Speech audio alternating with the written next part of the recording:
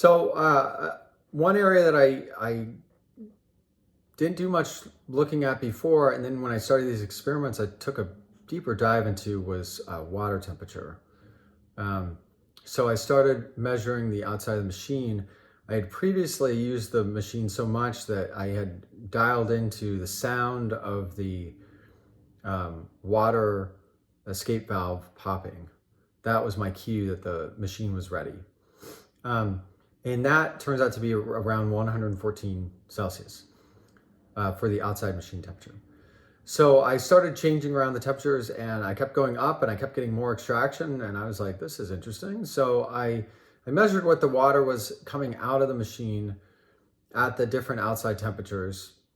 And I used these temperatures to gauge water temperature, because the reality is when you don't have water under pressure, if you don't have water under pressure, the water temperature will drop a lot. The other benefit of a higher temperature is steam pre-infuses the coffee, which I have a whole discussion on steam pre-infusion. And when I did these experiments, I wasn't aware of that.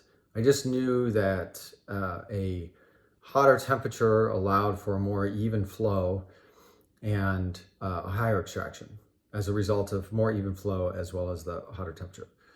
At a higher temperature,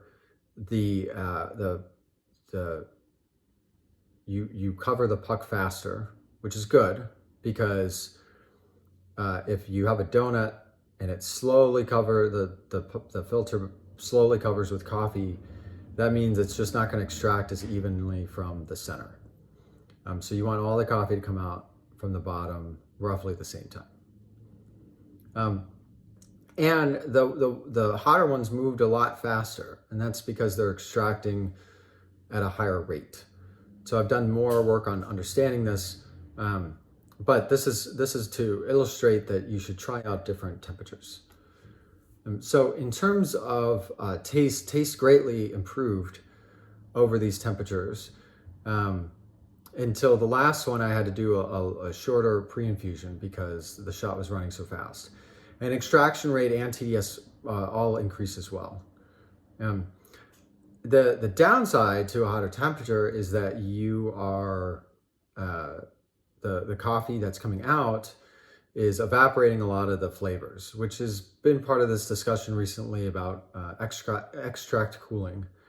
So that's where you place like a stone or some kind of cold hardware that the coffee runs over to be able to cool down the coffee quickly. So the benefit of doing extract cooling is that you can brew at a hotter temperature without the loss of flavor.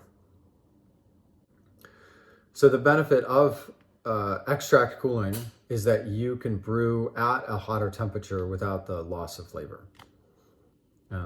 So I would definitely try both, not only increasing the brew temperature, but also try extract cooling, because I've found a big difference. So in terms of time, for these shots, the pre-infusion I was doing a longer pre-infusion because of the initial time to cover was so long for 85C.